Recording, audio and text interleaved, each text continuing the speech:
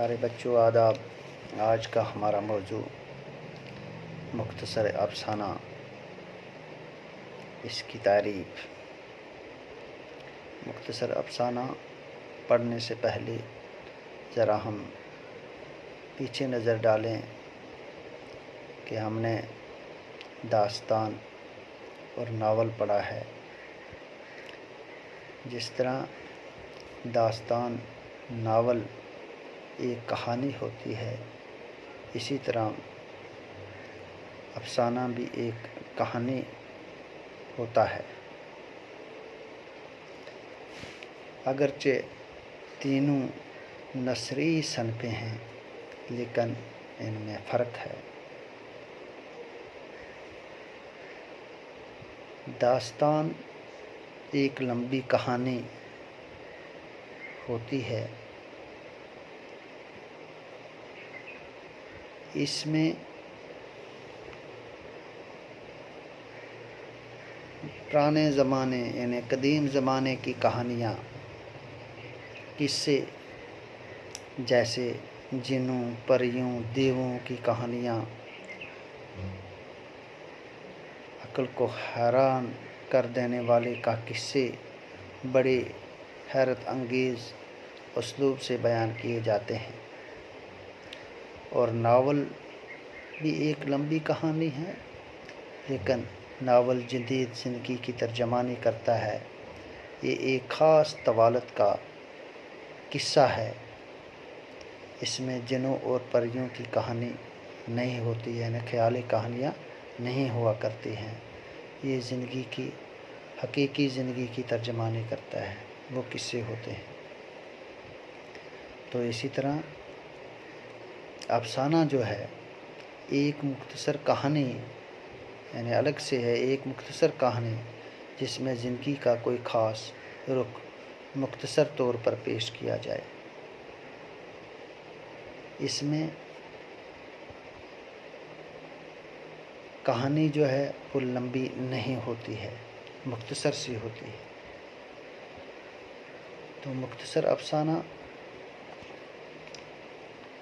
داستان اور ناول کے لحاظ سے الگ ہے کہ مختصر لفظ جو ہے، یعنی مختصر افسانہ لفظ سے مختصر سے واضح ہوتا ہے کہ یہ مختصر کہانی، یہ مختصر قصہ ہے۔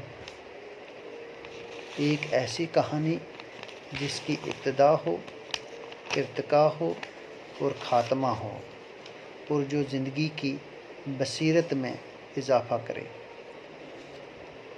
وہ کہانی جس کا کوئی ابتدا ہو، یعنی ارتقا ہو، خاتمہ ہو، اور جو زندگی کی بصیرت کرے۔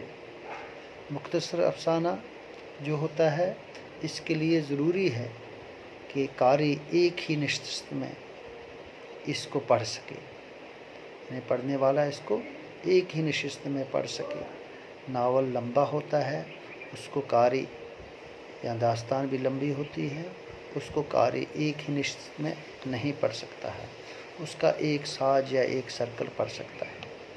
لیکن اس کے برعکس افسانہ ایک ایسی کہانی جس کو قاری یعنی پڑھنے والا ایک ہی نشست میں پڑھ سکتا ہے، اور یہ ایسی کہانی بھی ہونی چاہیے کہ قاری ایک ہی نشست میں پڑھ سکے۔ مختصر افسانے کے لیے یہ ضروری ہے کہ ایک ہی سٹنگ، ایک ہی نشست میں پڑھی جائے۔ تو اس کی تعریف اس طرح سے کی گئی ہے کہ ایک ایسی کہانی جس کی ایک ابتدا ہو، شروعات ہو جائے، اور پھر ارتقا ہو، ترقی کر کے آگے جائے۔ جو کہانی بیان ہو رہی ہو، اب ابتدا کے بعد آگے جائے، ترقی کر کے واقعات کے اعتبار سے، موضوع کے اعتبار سے، کرداروں کے اعتبار سے، اب یہ کہانی ترقی کر کے آگے جائے، خاتمے کی طرف جائے۔ یہ خاتمہ بھی ضروری ہے ایک افسانے کے لیے، اور خاتمہ اس طرح سے ہوتا ان مختصر افسانوں میں، اور یہ ضروری بھی ہے اس کے لیے کہ جو پڑھنے والا یعنی قاری یا سننے والا اس کے دل میں کوئی خلیج نہ رہے، یعنی پڑھتے وقت۔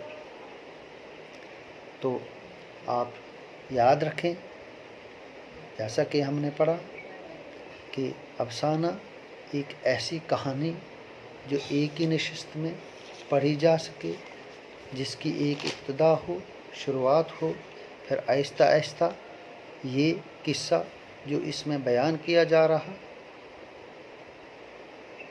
جو واقعہ بیان کیا جا رہا ہے، وہ آہستہ آہستہ تکنیکی لحاظ سے ترقی کرے اور پھر اس کا ایک اختتام ہو، اور اختتام ایسے ہو کہ قاری پڑھنے والا مطمئن ہو جائے، اس کے ذہن میں، اس کے قلب میں، اس کے دل میں، اس کے دماغ میں کوئی تشنگی باقی نہ بچ جائے، باقی نہ رہ جائے۔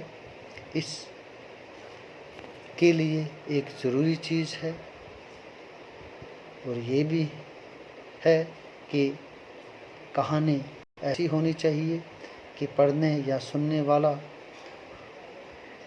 اس کے ذہن و زندگی کی بصیرت میں اضافہ کرے۔